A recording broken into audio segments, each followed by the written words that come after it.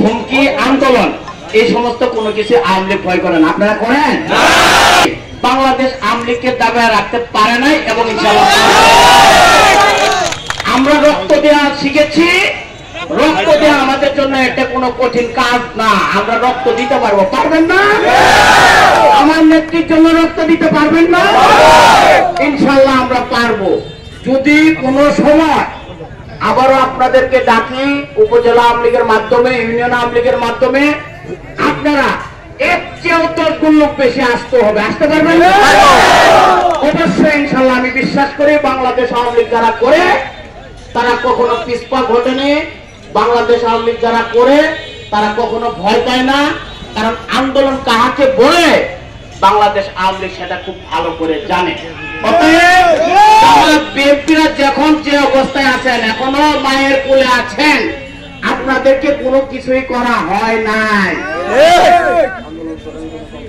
আন্দোলন করতে পারে। সম্মানিত সভাপতি সাহেবের সাথে পরামর্শ করে আমরা সিদ্ধান্ত নিয়েছিলাম এখান থেকে আমরা বের হবো উপজেলা মসজিদ দিয়ে, আমাদের বাসার সামনে দিয়ে, বাজারে ঢুকে, হাই স্কুল দিয়ে, আবার বাজারের ভিতর দিয়ে এই জায়গায় শেষ করবো।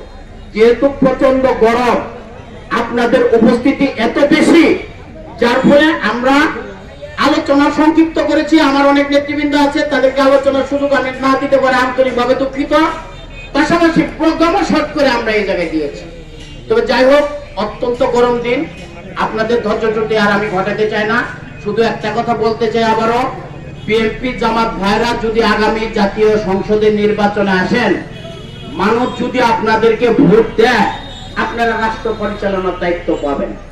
আর যদি আপনারা এলো পাথারি ভাবে বক্তব্য দেন, এটা করেন, সেটা করেন, এই করেন, আজকে এই মিছিল থেকে শিক্ষা নেন, আওয়ামী লীগ কিন্তু ছাড় দিবে না, ভোট থেকে কিন্তু বের করে আওয়ামী লীগে কিন্তু ছাড় দিবে না। যা যা করেছেন প্রত্যেকটা জিনিস মনে আছে। 2001 থেকে 2006 পর্যন্ত যেভাবে নির্যাতিত করেছেন, একটা অক্ষরে ভুলে যায়। শুধু আমরা শান্তিপ্রিয় লোক, বাংলাদেশ আওয়ামী লীগ শান্তিপ্রিয় সংগঠন। জননেত্রী শেখ হাসিনা আমাদের যে নেতৃত্ব দেন, উনি শান্তিকামী মানুষ। অতএব আমরা বিশৃঙ্খলা করার জন্য চেষ্টা করি না, বিশৃঙ্খলা করবো না। যেভাবে আছেন সেভাবে থাকলে ভালো থাকতে পারবেন। যদি বাড়াচড়া করেন, ঘরে আর যেতে দিব না, এটা মাথায় মনে রাখবেন। ঘরে আর ফিরে যেতে পারবেন না। আর যদি কোনো বিএনপি ভাই, জামাত ভাই যদি ঘরে যাওয়ার ইচ্ছা না থাকে, কালকে থেকে মাঠে বাড়াবেন, মাঠে কথা হবে, মাঠে কথা হবে, থাকতে হবে না। আমরা এই বকশন্দে মাটিতে আপনাদের কাছে ছাড় পাইনি। অতএব 13 বছর পর আবারও বলছি, আপনাদেরকে 1 ইঞ্চিও আর ছাড় দেওয়া হবে না। আমরা আবারও এই সংক্ষিপ্ত সময়ে আপনাদের সমাবেশ, আপনাদের জমায়েত, আমাদের সত্যিকার অর্থে খুশি হয়েছি। আমি বকশিগঞ্জ উপজেলা আওয়ামী লীগের পক্ষ থেকে, আমার সম্মানিত সভাপতি মহোদয়ের পক্ষ থেকে, আমি প্রত্যেক ইউনিয়নের সভাপতি, সাধারণ সম্পাদক, সকল সহযোগী সংগঠনের নেতৃবৃন্দকে আবারও বকশিগঞ্জ উপজেলার পক্ষ থেকে লাল গোলাপ শুভেচ্ছা, অভিনন্দন, ধন্যবাদ জানিয়ে আমি আমার বক্তব্য শেষ করছি। জয় বাংলা, জয় বঙ্গবন্ধু, জয় হোক আপনাদের। আসসালামু আলাইকুম।